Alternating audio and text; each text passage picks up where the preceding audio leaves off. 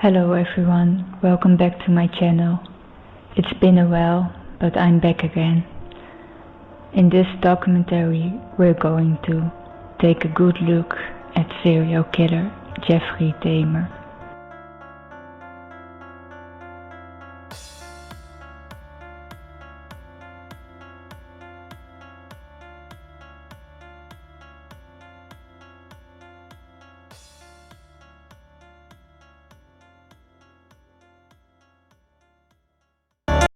Jeffrey Dahmer was born on May 21, 1960, to Joyce Annette and Lionel Herbert Dahmer in West Allis, Wisconsin. Dahmer's mother, a teletype machine instructor by profession, and his father, a student of chemistry at the Marquette University, did not have a happy marriage, the effects of which were clearly evident in Dahmer's behavior. He was a neglected child. Many believe that the carelessness of his parents is partially to blame for Jeff's disturbing behavior from a young age. His father was always away from home, either studying or working. His mother was attention deprived in the marriage and became depressed. She became addicted to unequal pills and even attempted suicide by overdose. Due to constant fighting with one another, Jeff and his younger brother David were often neglected. With his surgeries for hernias and the birth of his sibling, he became very insecure and became a shy and timid boy who had very limited friends. He was always attracted by animals ever since childhood. He was reported to have captured insects and butterflies, which he stored in jars. Fascinated by animal anatomy, he would store animal carcasses, which he dismembered to satisfy his curiosity. Seeing his father clean the family home of animal bones, his interest gained momentum. He was ecstatic about the sound of bones. His father said he had a strange fascination with the sounds bones made, and believed he developed his fixation of collecting and playing with bones after his father found and removed the bones of a dead animal out from under the family home when Jeff was 4 years old. After, he would often search beneath and around the family home for additional bones. At 8 years old, during a chicken dinner with family, Jeffrey expressed a curiosity to his father of how to bleach the bones of the chicken. His father, being a chemist, was proud of his son's scientific curiosity, so he showed him how to safely bleach and later preserve the bones. His father was unaware of what he started, or thought that the methods he taught Jeff would be used for much more sinister purposes in Dahmer's future. Jeffrey struggled with alcoholism from a very young age. He attended River High School in Richfield, Ohio, where he participated in activities such as tennis and band. His teachers observed him to be polite and highly intelligent. His classmates, however, were a bit disturbed by the way he would smuggle alcohol into the building from the age of 14. Inside his jacket, and would keep it in his locker to drink before, during and after school. When classmates asked him why he was drinking gin in class, he called it his medicine. He was deemed as a class clown in high school by some classmates.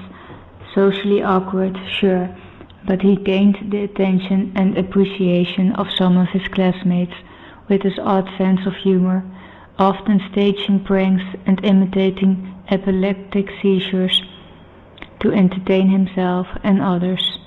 This behavior became known as doing the Dahmer. He was 16 years old when he plotted his first attack on another human being. He had developed a crush on a male jogger who frequently ran past the Dahmer's family home. Jeffrey hid in the bushes by the road with a baseball bat, fully intending to knock the man unconscious when he jogged by. Then, using the man man's unconscious body to fulfill a rape fantasy. Luckily, the jogger didn't go out for his daily run that day, and Jeffrey quickly gave up and never tried to implement this plan again. His first murder occurred just weeks after high school graduation. Dahmer's parents divorced in early 1978. His father moved out of the family home and into a hotel room just a couple months before his mother gained custody of their youngest son, and also moved out to live with family elsewhere, leaving Jeffrey the house to himself at 18 years old. On June 18, 1978, Jeffrey invited 18-year-old hitchhiker Stephen Hicks to his home for a night of musical and alcohol. Several hours later, Hicks thanked Dahmer for his hospitality and was ready to leave. Jeffrey didn't want him to go, so he struck Hicks over the head with a dumbbell, knocking him unconscious, before proceeding to strangle him with the bar of the dumbbell and kill him. Dahmer then stripped Hicks of his clothes and masturbated over his dead body. Jeffrey then dissected Hicks' body in the crawl space under his home and disposed of the remains in a shallow grave in his backyard. Several weeks later, he dug up the remains and stripped the flesh from the bones with acid and flushed the acid down the toilet, smashed the bones with a sledgehammer, and scattered them in the woods behind his family home. The August after graduation and his first killing, Dahmer enrolled in Ohio State University to major in business. He ended up dropping out 3 months into his first semester due to his alcoholism, and his dad encouraged him to enlist in the USA Army. In 1979, Dahmer trained as a medical specialist at Fort Sam Houston in San Antonio, Texas. Within 2 weeks of returning home to live with his father, Dahmer was arrested for drunk and disorderly conduct. His father no longer knew how to help him, so he sent him to live with his grandmother in West Allis, Wisconsin, in hopes that her positive influence would help him sober up and get his life in order. However, his drinking never subsided, and a few months later, Dahmer was arrested for indecent exposure on August 7, 1982, for exposing himself to a group of women and children at the park near his grandmother's home. He spent the majority of the next few years unemployed until he gained employment at the Ambrosia chocolate factory. Jeffrey kept a male mannequin in his closet. He had stolen a mannequin from a store and used it as a prop for sexual stimulation until his grandmother found it, stored in his closet, and made him get rid of it. It was like a hobby for him. He didn't enjoy having sex with consenting partners because they moved too much.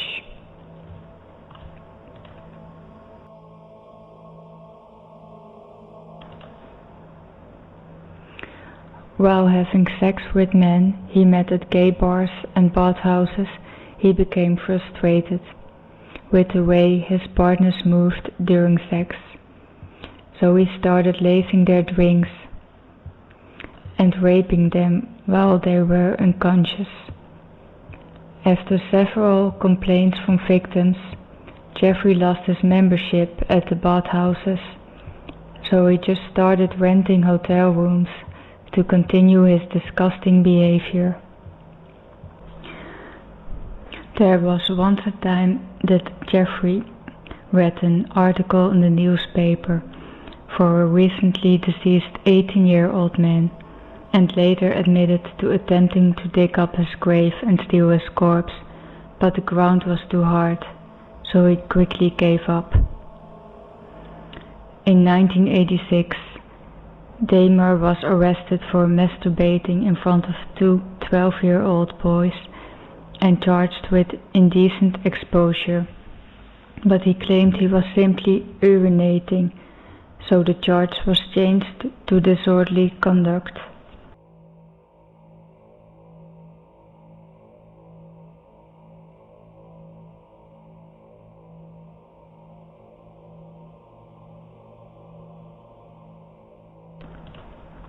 For the most part, Dahmer followed the same procedure with his victims.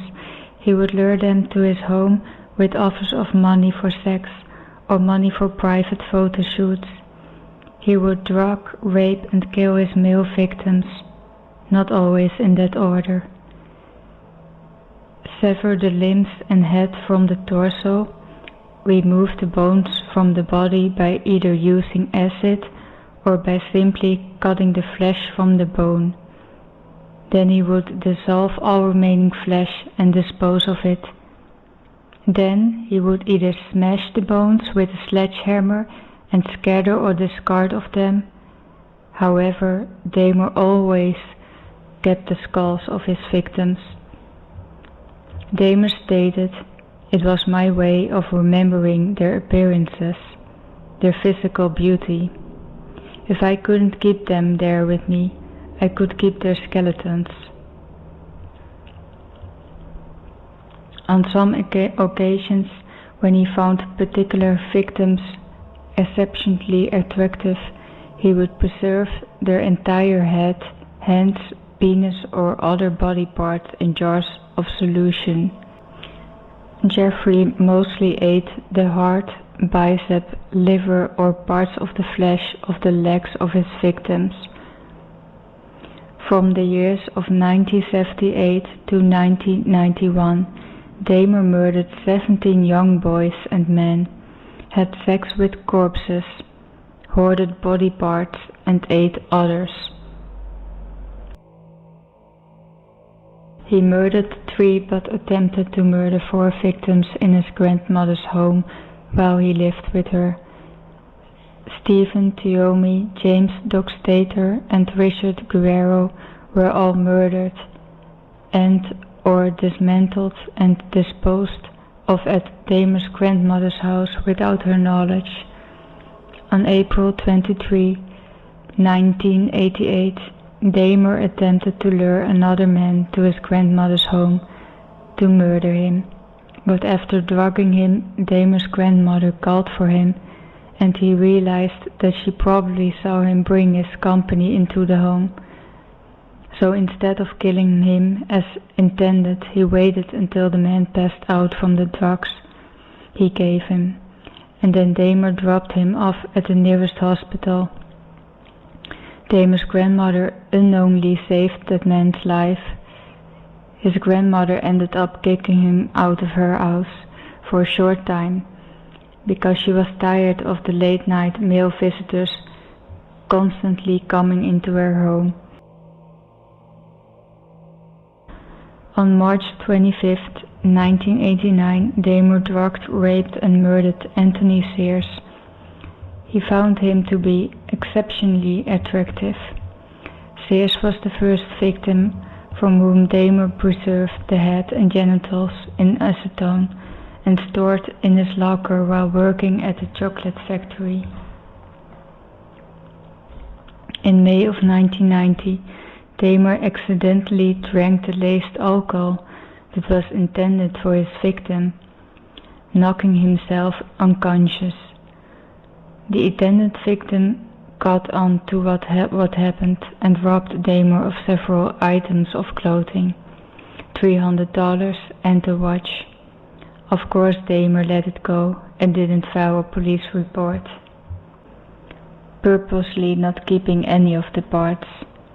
Dahmer's killings slowed down a little bit after that. He struggled to lure men to his apartment for a few months, and he had told his probation officer that he was suffering from depression and suicidal thoughts during that time period.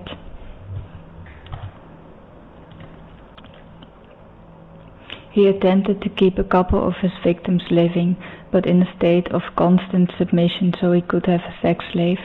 On April 7, 1991, Dahmer lured 90-year-old Errol Lindsay to his apartment, drugged him, drilled a hole into his skull, and poured hydrochloric acid into it in hopes of causing permanent damage to the brain, leaving the victim in a permanent submissive state. The victim woke and complained of a headache. Dahmer got irritated, strangled and decapitated the victim. He retained the head and attempted to experiment with the skin by trying to preserve it in salt and cold water. The experiment didn't meet Dahmer's standards, so he eventually disposed of the skin as well. On July 5, 1991, Dahmer lured 23-year-old Jeremiah Weinberger into his apartment. He drugged him, drilled a hole in his skull, and twice injected boiling water into his brain, putting him into a coma from which he died 2 days later. Neighbors were constantly complaining of strange smells and sounds coming from Dahmer's apartment. Dahmer stayed in Oxford Apartments, room 213, and by 1991 he had numerous complaints from fellow residents of the building, varying from disturbing smells to strange sounds coming from his apartment. When confronted, Dahmer simply dismissed the smells of a broken freezer and spoiled food, as well as the death of several of his tropical fish in his aquarium. A victim escaped, and the police literally walked the victim back to Dahmer's apartment to his death. The most disturbing fact is probably that in the last week of May 1991, Dahmer lured 14-year-old Conorruk Sinthes-Sofone to his apartment under the agreement of a photo shoot for money. Dahmer got his pictures from the boy, drugged him, drilled a hole into his skull, and injected hydrochloric acid into the frontal lobe of his brain. Dahmer then left the boy in the bedroom and went out to get more beer, while he waited for his experiment to take effect. When Dahmer was walking back to his apartment, he saw the boy sitting naked on the street outside his apartment building, surrounded by 3 concerned women. Dahmer tried to charm them into letting him take the kid back to his apartment, but they refused and informed Dahmer that they had called the police. According to the New York Times, when the cops arrived, Dahmer charmed the cops into believing that Sinthes-Sofone was his 19-year-old boyfriend who drank too much. The woman called Dahmer's bullshit, but the cops told them to shut up and mind their own business. Dahmer further verified his story by bringing the cops into his apartment and showing them the photos he had taken of the boy just earlier that evening. If the officers weren't so negligent and had actually paid attention to the overwhelming, repulsive smell of Dahmer's apartment, they would have found the decomposing body of Dahmer's last victim, Tony Hughes, on the bedroom floor. Even a quick background check would have shown them that Dahmer was a registered sex offender. The cops simply did not do their job that night. They left the boy with Dahmer, and Dahmer ended up injecting another dosage of hydrochloric acid into the kid's brain, killing him. Dahmer ended up calling off work the next day so he could properly dispose of the now 2 bodies in his apartment, from which he saved the skulls. Dahmer's apartment was described as a horrid museum rather than a crime scene. On July 22, 1991, Dahmer lured 32-year-old Tracy Edwards to his apartment to pose for pictures for money. Edwards instantly noticed the horrid smell and boxes of hydrochloric acid on the floor, which Dahmer claimed he used to clean bricks. Dahmer tried to distract Edwards with his fish tank, he had displayed in the living room while he tried to handcuff Edward's hands together, but only managed to get the cuff around one wrist before Edward pulled away. He told Dahmer he would only go through with the photoshoot arrangement if Dahmer put the cuffs away. Dahmer pulled out a knife and put his head against Edward's chest and told him he was going to eat his heart. By then, Edward had figured out that Dahmer was a psycho, and he started charming him, telling him that they were friends and he wasn't gonna go anywhere. When Dahmer let his guard down, Edward punched him in the face and ran out of the apartment straight to the police. He told the police about the weirdo who cuffed him and asked them to remove the handcuff.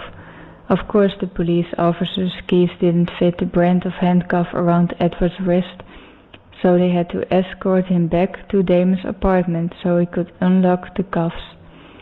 The officers investigated Dahmer's bedside table to retrieve the key and discovered Dahmer's collection of creepy Polaroids of dismembered bodies in the drawer. Dahmer was pinned to the floor and arrested while the officers called for backup. The other officers opened the refrigerator and found the body parts that were still in there. Further investigation of his apartment revealed 4 severed heads in the kitchen, some painted, some bleached, in the bedroom and in the closet, 2 human hearts and a portion of arm muscle in the refrigerator, and entire torso and the back of human organs and flesh in the freezer. They also found 2 entire skeletons, a pair of severed hands, 2 severed and preserved penises, a mummified scalp, and 3 further dismembered torsos, dissolving in the 57-gallon drum full of acid in Dahmer's bedroom. They also found 74 Polaroid pictures of dismembered bodies. The chief medical examiner stated it was more like dismantling someone's museum rather than an actual crime scene.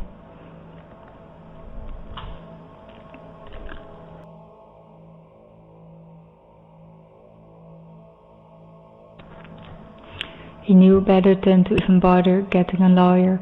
On July 23, 1991, Dahmer waived his right to have a lawyer present throughout his interrogations and admitted to having murdered 16 young men in Wisconsin since 1987 and 1 man, Stephen Hicks, in Ohio in 1978. He couldn't plead insanity. Although diagnosed with borderline personality disorder, schizotypal personality disorder, and a psychotic disorder, he was found to be legally sane at this trial. He was fully aware of what he was doing when he did all of it. Over the years, all of his accurate convictions included murder, child molestation, indecent exposure, disorderly conduct, and public intoxication. Dahmer kept his sense of humor, even in prison. According to CNN, a former prison guard minister, Roy Radcliffe, said Dahmer would tell the guards, "I bite," just to get a reaction out of him.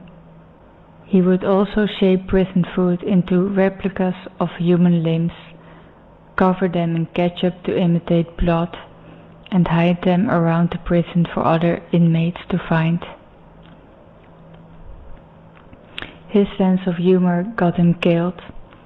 Dahmer died on November 28, 1994, at the Columbia Correctional Institution in Portage, Wisconsin, due to head trauma inflicted by another inmate who beat him to death. According to an interview with CNN, Christopher Scarver, the man who beat him to death, says he did it because Dahmer's sense of humor made him uncomfortable. Scarver kept a newspaper clipping detailing all of Dahmer's crimes in his room, and he was disgusted by his lack of remorse for his actions.